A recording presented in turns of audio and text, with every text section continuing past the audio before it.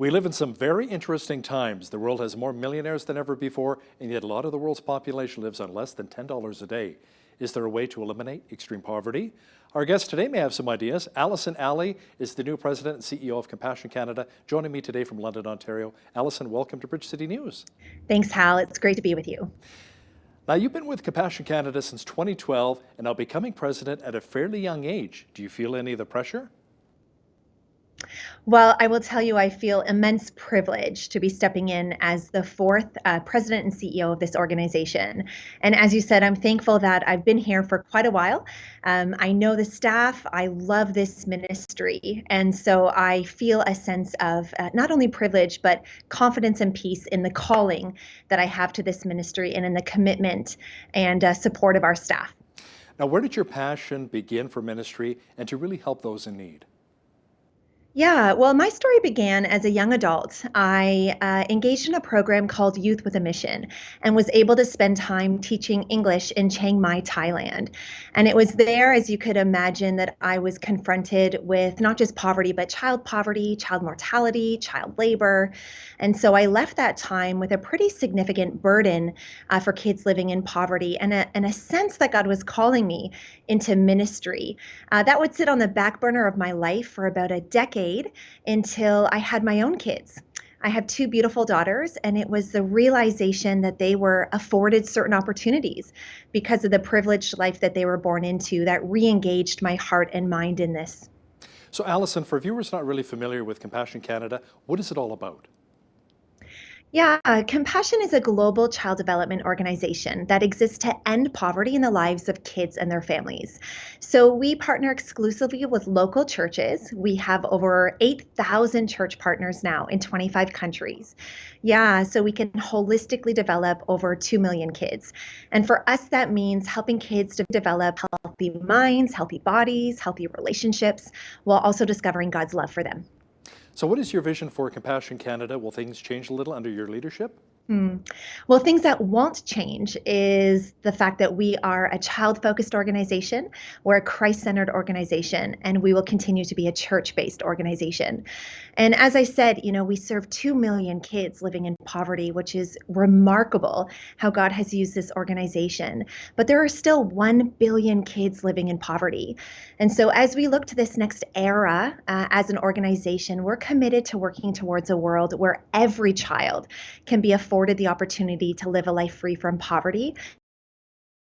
We're pretty passionate also about engaging every Christ follower, not just across Canada, but around the world, in joining God in advancing his mission of justice and compassion. And through it all, we hope to see God change every life through the process. That compassion would not just be a bridge with the exchange of resources between, Canada and other countries, but we can be used to exchange relationship, where, as I said, lives can be impacted here at home and around the world. So how would you really define poverty and talk about its severe impact on people today? Well, the World Bank would define poverty as far as the pronounced deprivation of well-being, which tends to be measured in economic terms. So they would say if you live on $1.90 or less a day, you live in extreme poverty. At Compassion, we define poverty to include the denial of opportunities, the deficiency of internal assets that might prevent someone from realizing their basic God-given potential. But I think what's interesting is if you ask those experiencing poverty, they tend to describe it in more psychological terms. They'll say that they feel excluded from society, belonging or dignity or freedom or choice. And so poverty ultimately can tell people that they don't matter, they're not seen, they're not valued, that nothing's going to change for them. So how many children would you say in the world today are currently living in poverty? Yeah, so as far as extreme poverty, there would be close to 400 million children still living in extreme poverty. Wow. That's incredible. That is amazing. Now, to battle and end poverty, that's been going on for quite a number of years right now. Why is it so difficult to eliminate poverty? Really good question. I think first it's important to understand that we have seen marked progress towards ending poverty in our lifetime. So in 1990, about 36% of the world's population lived in extreme poverty. Fast forward to today, and that number is under 10%. So again, remarkable progress has been made. As far as why we haven't combated it, it's a very complex topic. Increasingly, extreme poverty is in the context of fragile states, poor government, environmental instability, and there's this thing called inequality that really continues to undermine the efforts towards development, not just individual development, but economic development. I think what's interesting, however, though, is the World Bank talks about three key areas that are needed to focus on to end poverty. The first is inclusive economic growth.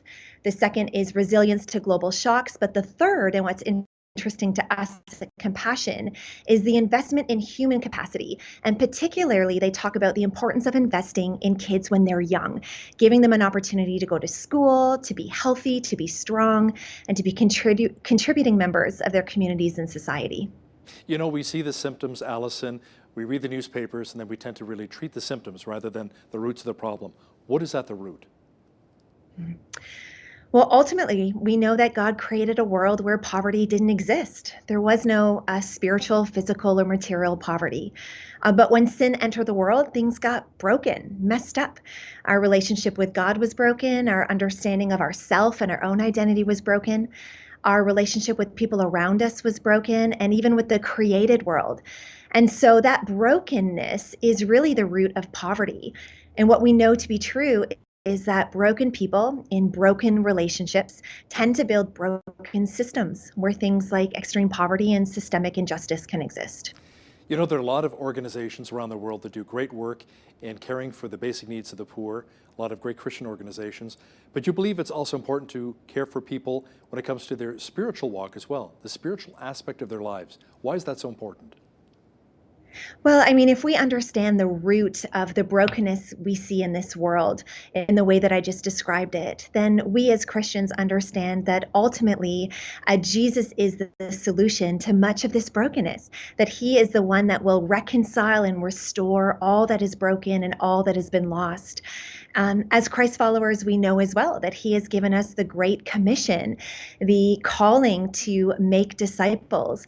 And he's also given us the Great Commandment, which is why as an organization, we really recognize the need to, we would say, have the mutuality of evangelism and social action held in balance as an organization. So we care not just for the spiritual needs, but we keep that core, but also for the physical and social needs.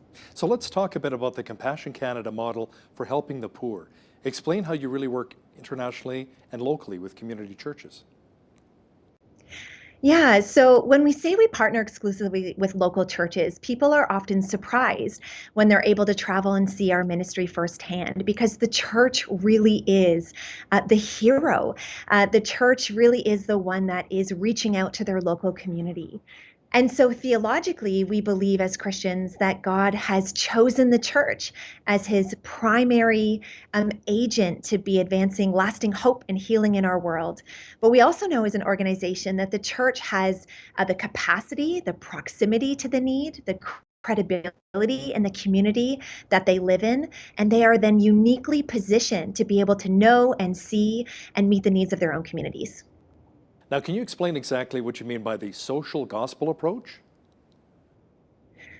Yeah, so that is recognizing, as I said, this mutuality of social action and evangelism in mission. So it is recognizing that the example that we see in scripture is that Jesus cared for not just the physical needs or the social needs of those around them, but the physical or the spiritual needs as well.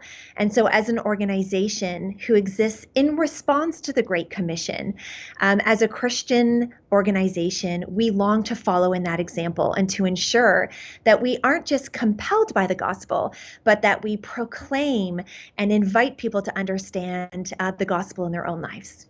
Allison, can you share a success story of how a child's life has been turned around by the strategies you're using? Yeah, I'm reminded of a friend of mine, Tony Beltran from the Dominican Republic. So he was raised in a critically poor family and community. He used to shine the shoes of tourists who came by his local town. And he tells a story that it wasn't uncommon for him to have no food on his table at nighttime.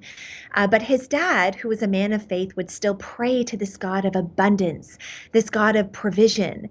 And Tony used to be frustrated by that because he would say, where is this tangible evidence of this God who knows and cares and sees? Well, eventually, Tony was registered in the Compassion Project at a local church. He was known, loved, and protected there. He had a sponsor who loved him, was able to get medical care, food, and education.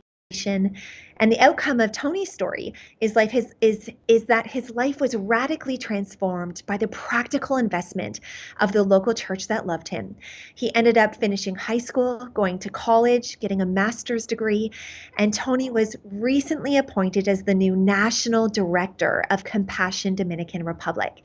So he has a full circle story now where he's able to partner with hundreds of churches in his country to help hundreds of other kids just like him be able to see their lives changed. Oh, what a great success story. Now, does Compassion Canada use microloans to help people establish their own businesses? Compassion does not, but what we do is we focus on building economic self-sufficiency. So we help kids get mentorship, go to school, get vocational training, skills training in ways that allows them to ensure that they are set up for long-term work and employment. But in addition to that, we also work with their families, and we partner with other organizations that help us create savings programs for their parents and other families in churches. And these savings programs are not based on external cash infusions, but instead are based on neighbors coming together to grow in their understanding of stewardship and savings principles and business principles, and allows them to really leverage what they have, their own knowledge, their own assets in their community in ways that they can work together to start businesses and to support one another. So, Allison, what do you say to someone at home who's watching this right now and they want to get involved in reaching a needy child? What can they do? Hmm. Well, first, I would say to take one step forward. The need can seem overwhelming, and God doesn't call us to do everything, but He does call us to do something. And I have seen firsthand, I've traveled to over 15 countries that Compassion works in, to see the tangible impact that saying yes to one child can make in their life. So I would say to choose to make one decision to impact one child. You know, I know a lot of people have concerns over whether or not the organization they're donating to is using their funds properly and not going for administrative costs all the time. Any advice on how to choose a charity that is accountable and honest? It's important to really ask the question, is the charity that I'm supporting resulting in meaningful change? You know, there's an increasing body of work out there that says, talk about the impact, look for the impact your dollars are making instead of just looking at fundraising or admin costs. And yet, Compassion is leading in both of those regards. We were recently declared to be one of the top 100 charities in Canada by Maclean's magazine based on financial transparency and accountability. But we are also the only child sponsorship organization that has independent academic research that shows our long-term effectiveness. So kids in our program are more likely to stay in school, to get white-collared and professional jobs, and to be leaders in their communities and in their churches. Allison Alley, new president and CEO of Compassion Canada, thanks a lot for joining me today from London, Ontario. Thanks so much, Hal. On behalf of all of us here at Bridge City News, I'm Hal Roberts. God bless. Thanks for watching.